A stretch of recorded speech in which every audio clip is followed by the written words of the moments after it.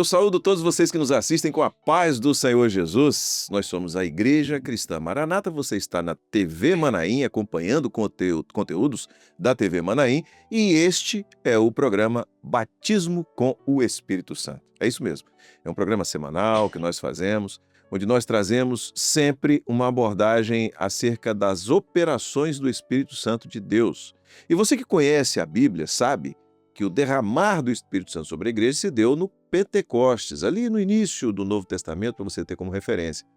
Mas nós estamos aqui falando sobre o Velho Testamento, é isso mesmo, as operações do Espírito Santo no Velho Testamento, a maneira como o Espírito de Deus agiu em diversas situações, alcançando diversos personagens da palavra de Deus, ainda no Velho Testamento. Isso é maravilhoso, abre a nossa mente para a gente compreender melhor as Escrituras e o plano profético de Deus. E se você não assistiu ainda a esse conteúdo, entra no nosso YouTube, coloca lá Batismo com o Espírito Santo, Igreja Maranata, e você vai ter a sequência de programas muito interessante para você acompanhar, tá certo?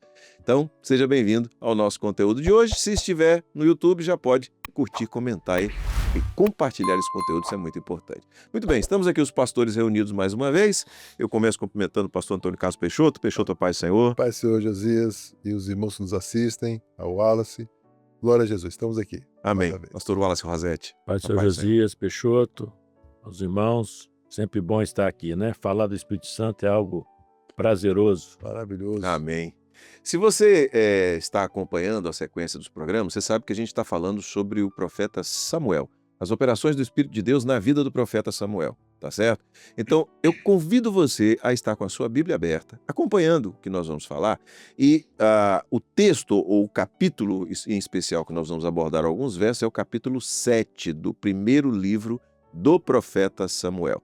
Então vamos aqui contextualizar esse momento específico na vida de Samuel. Já falamos aqui sobre a mãe dele, a oração que ela fez, ela era estéril, Deus abriu a madre, abriu o ventre, ela teve Samuel, inclusive teve outros filhos e filhas. Samuel foi levado para o templo, ainda muito jovem, foi deixado no templo ali em Siló e passou a servir ao Senhor. A experiência maravilhosa de quando Deus o chamou pela madrugada e ele disse, fala, Senhor, porque o teu servo ouve. Ele não só ouviu o que o Senhor disse, mas ele obedeceu à voz do Senhor, transmitiu aquilo que Deus lhe falou na íntegra, sem acrescentar, sem tirar nada. A maneira como ele crescia, a maneira como se confirmava o ministério do profeta Samuel no meio do povo de Israel, por aquilo que Deus estava fazendo na vida dele. Muito bem. Nesse período da história de Israel, embora ao longo da história do povo de Israel, vários povos diferentes se levantaram em momentos diferentes contra Israel, nesse período, a grande guerra foi contra os filisteus. Quem acompanha o livro de Juízes viu ali claramente as batalhas contra os filisteus, e o primeiro livro do profeta Samuel, também você vê claramente essa realidade. E os filisteus estavam continuamente atacando Israel. E o texto, inclusive, mostra que eles não vinham para brincadeira, não. Eles vinham com tudo sobre o povo de Israel. O que acontece aqui é o seguinte. Naquele momento do profeta Eli, do sacerdote Eli, que foi juiz sobre Israel, ele, pela condição dele, dos seus filhos, já falamos sobre isso aqui, houve uma guerra contra os filisteus, Israel perde a guerra, os resultados estão na Bíblia, a Arca da Aliança é levada para o arraial dos filisteus, os filisteus enfrentam diversos problemas por causa disso, não adianta aquele que não teme, não ouve, não obedece ao Senhor querer ter a Arca da Aliança na vida dele, não vai funcionar, não é assim. É dentro do projeto que as coisas acontecem. A arca, então, é devolvida por causa dos problemas que eles tiveram. Os irmãos, se tiverem curiosidade, podem ler os capítulos anteriores, vão ver isso aí.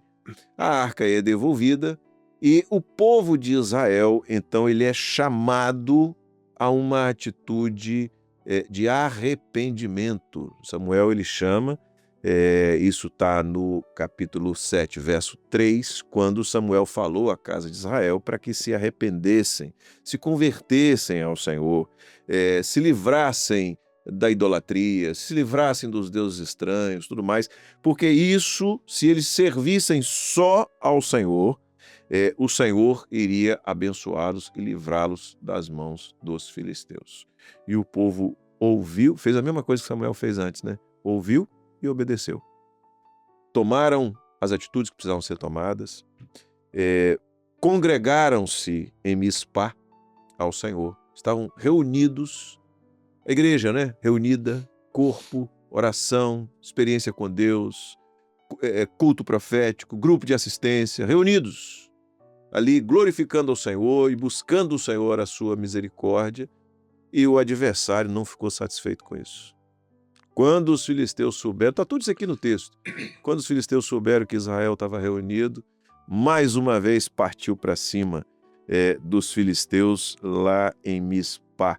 E eles não vieram, versículo 7, e depois eu vou passar para vocês, porque aí vocês discorrem. O versículo 7 fala que quando eles souberam que o povo de Israel estava congregado em Mispá, o texto diz assim: subiram os maiorais dos filisteus contra Israel. O adversário não brinca. Ele vem para matar, roubar, destruir. Ele vem para tirar o povo da comunhão. É verdade. Esse foi o projeto. Esse foi o projeto do adversário, para atrapalhar o projeto de Deus. E aí, o que foi que aconteceu? Agora eu passo para vocês. Bem, já vou falar aqui um pouquinho, né? É muito importante aqui, né? A posicionamento de Samuel leva o povo a um arrependimento, a um pacto, né? Refazer esse compromisso, né? E como ele diz lá no verso 3, né? E servia só ao Senhor, né? Deixar tudo de lado e servir ao Senhor.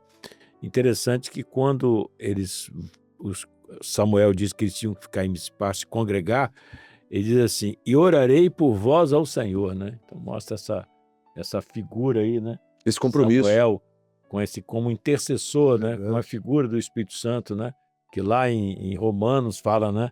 E o Espírito intercede por nós com gemidos inexprimíveis, né? Ou seja, Samuel assimilou a dor que o povo estava passando, né? Aquele momento de batalha, né? Com os filisteus. E nós sabemos que os filisteus eram muito... eles tinham uma forma de tratar muito difícil, muito dura, né? Com aqueles que eles conquistavam, né? Então, por certo, o povo estava muito aflito, né? E aí Samuel se posicionou: vocês se congregam, vocês estejam congregados, e é muito importante essa palavra, né? A importância da comunhão está no corpo, né? O corpo unido no corpo só, no só espírito. E aí eu vou orar por vocês, né? Eu vou orar por vocês para que Deus dê aquilo que Deus prometeu. O livramento daria se o povo servisse só ao Senhor, né? Então é muito importante, talvez você está nos assistindo, não sei qual a sua relação com o Espírito Santo hoje, mas há uma necessidade do homem, se é a primeira coisa para o homem se relacionar com Deus, a primeira coisa é se arrepender. Aquilo que o filho pródigo fez, né? Ele caiu em si, diz que ele caiu em si e ele voltou para o pai, né? A mesma coisa, né?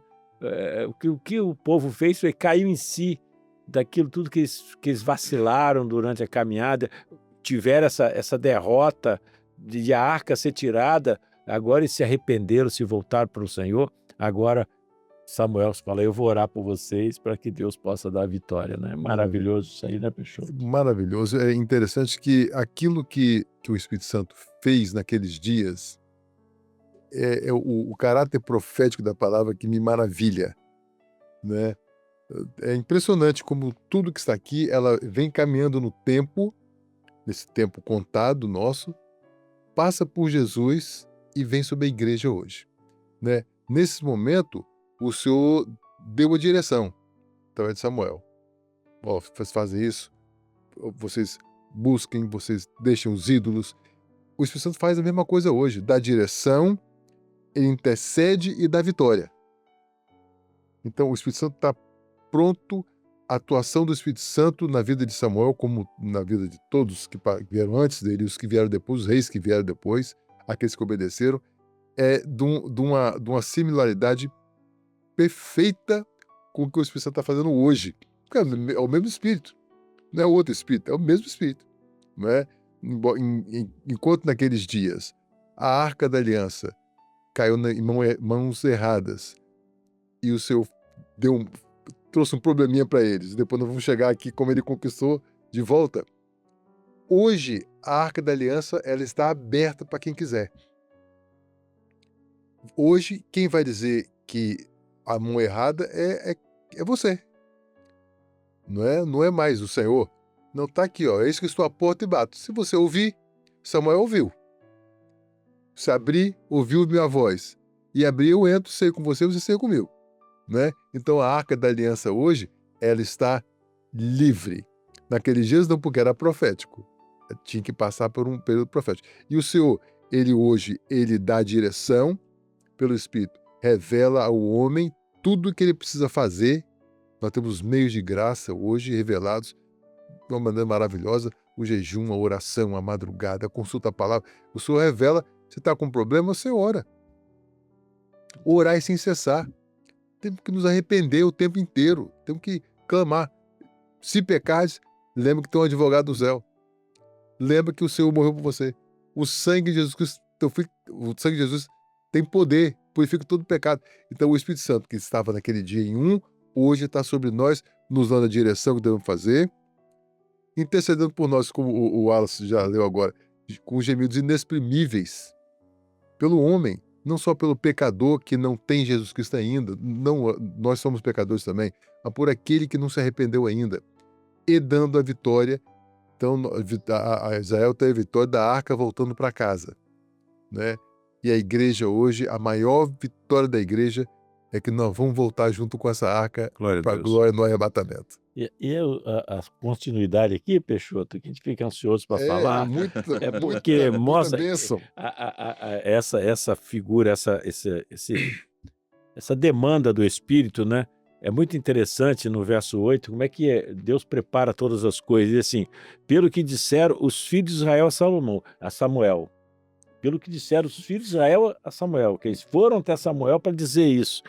Não cesse de clamar ao Senhor, nosso Deus, por nós, para que nos livre da mão dos filisteus. Então, é um pedido veemente, não deixe. Aí vem o verso seguinte, o verso 9. Então tomou Samuel um cordeiro de mama e sacrificou inteiro em holocausto ao Senhor. E clamou Samuel ao Senhor por Israel, e o Senhor lhe deu ouvido. Glória a Deus. O sacrifício, né? O sacrifício ali, quando ele oferece o sacrifício de Jesus, falando da figura notável do Senhor Jesus, né? E quando a gente invoca o sangue de Jesus, né? As pessoas perguntam, por que vocês clamam pelo sangue de Jesus toda hora? Na verdade, nós estamos fazendo é clamando pelo Espírito Santo. Lógico. Nós estamos clamando por aquele sangue, não o sangue biológico, mas aquele ato que Jesus fez, o pacto de perdoar os nossos pecados, de vir deixar seu esplendor, como diz o louvor, deixou o esplendor da sua glória, sabendo o destino aqui, para morrer por nós, pecadores, falhos, né? Que coisa notável. E o Senhor ouviu a oração. É interessante, maravilha, glória a Jesus. Interessante, meus irmãos, é que da mesma maneira que o Senhor falou, repetindo, essa repetição ela se torna necessária, tem que ser feito, particularmente para mim, para gravar essa operação do Espírito Santo. Fala a palavra no texto que o Wallace leu, e trouxe um cordeiro de mama e tal, e o Senhor clamou ao Senhor, e o Senhor lhe respondeu. Então, da mesma maneira que profeticamente Samuel, pelo Espírito, pegou um cordeiro, sacrificou, clamou ao Senhor, sacrificou um holocausto, clamou ao Senhor, e o Senhor lhe respondeu. Essa operação que estava lá, que era do Espírito Santo, o mesmo Espírito opera hoje também, quando ele revela para uma vitória essa pessoa maravilhosa de Jesus. E já foi sacrificado no Calvário. Olha aqui, o problema é o seguinte, não vai ter outro sacrifício, não. Já houve um sacrifício. Aqui está o sacrifício que Samuel ofereceu, está aqui, ó, no Calvário. O profeta João, o último profeta da lei, falou assim, esse é o Cordeiro de Deus que tira o pecado do mundo. Já foi sacrificado. Esse Cordeiro já foi sacrificado. Jesus foi ao sacrifício. E Samuel clamou ao Senhor. E agora, pelo Espírito Santo, o Espírito Santo está clamando por nós. E o resultado final é a frase que o Wallace leu. E o Senhor lhe respondeu, o verso 9, capítulo 7, verso 9, clamou o holocausto que é Jesus na cruz, o clamor e a resposta do Senhor, que é um conjunto de coisas que é maravilhoso para a igreja fiel hoje. Quem está com a arca é a igreja fiel. Há um aspecto interessante nessa última expressão que você chamou a atenção, Peixoto, é porque essa última expressão, o Senhor lhe deu ouvidos. Quando nós damos ouvidos ao Senhor, Ele também nos ouve. Porque primeiro Samuel disse, fala, Senhor, porque o teu servo ouve. Primeiro foi Samuel que disse, não, eu quero ouvir. Foi. Eu estou pronto a te Muito ouvir, bom. estou pronto a te obedecer. Aí no momento da luta, da batalha, da necessidade, da oração, o Senhor também deu ouvidos. Que é isso que Deus quer fazer. Deus quer, desde o início, o homem quando foi criado, Deus descia para conversar com o homem na virada do dia. É o desejo do O Senhor. desejo do Senhor estar com o é homem. estar com o homem, é falar com o homem, é ouvir o que o homem tem a dizer.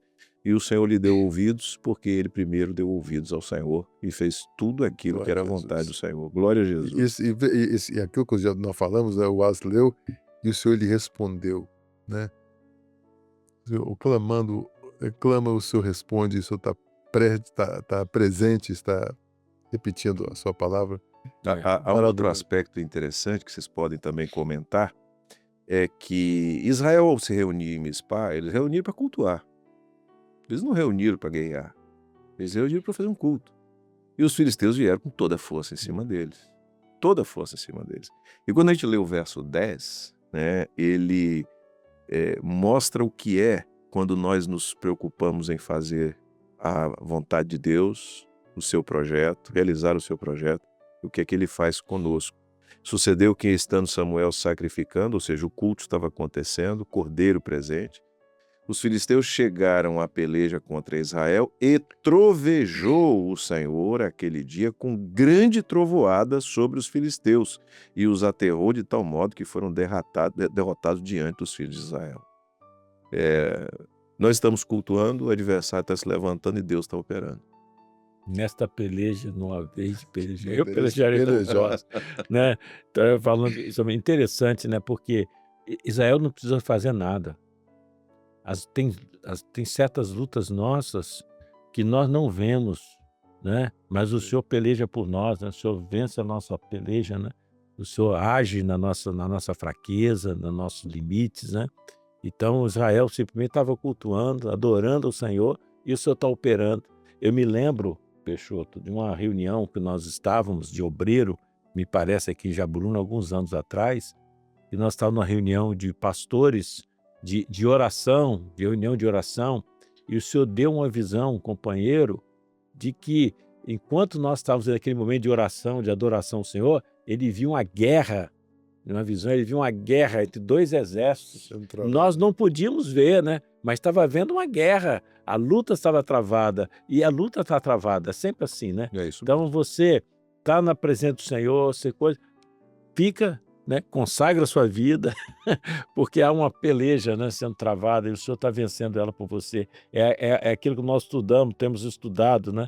Aquele que saiu vencendo para vencer, né? Ele já saiu com a vitória na mão, o cavalo branco, né? Glória a Jesus. Saiu vencendo para vencer. Maravilhoso. E é impressionante o caráter profético, né? Ofereceu um cordeiro, e Deus, o interessante é isso aqui, Deus atendeu, Deus respondeu.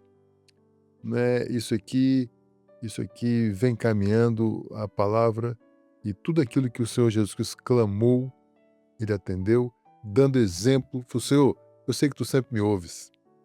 Um dia Jesus Cristo falou, Senhor, eu sei que o Senhor me ouve sempre. E essa certeza da igreja, que está no mesmo espírito que Jesus Cristo estava. Ele pega do seu espírito, derrama sobre toda a carne, e agora esse espírito faz isso por nós, nos revela o que nós temos que fazer. É orar, buscar, porque a resposta está garantida, está confirmada. E eu sempre me detenho no fato que da igreja que passou por todas as lutas, venceu todas as lutas, todas. Primeiro nas arenas, depois passou pela palavra que foi escondida, o casamento pervertido, e a luta vem caminhando, até agora a última luta. A igreja passa pelo mesmo processo que Israel passou, particularmente Samuel com eles. A mesma orientação que o Senhor deu naqueles dias não caiu por terra mesmo, é hoje. É tirar os ídolos estranhos da sua vida, deixa no centro a pessoa do Senhor. Colocou Jesus no centro, colocou o Senhor no centro, o resto ele faz. E o resultado é a vitória, e a maior vitória da igreja é quando a gente voltar para casa. Glória a Deus. Se Deus quiser, em breve. Para a gente encerrar aqui,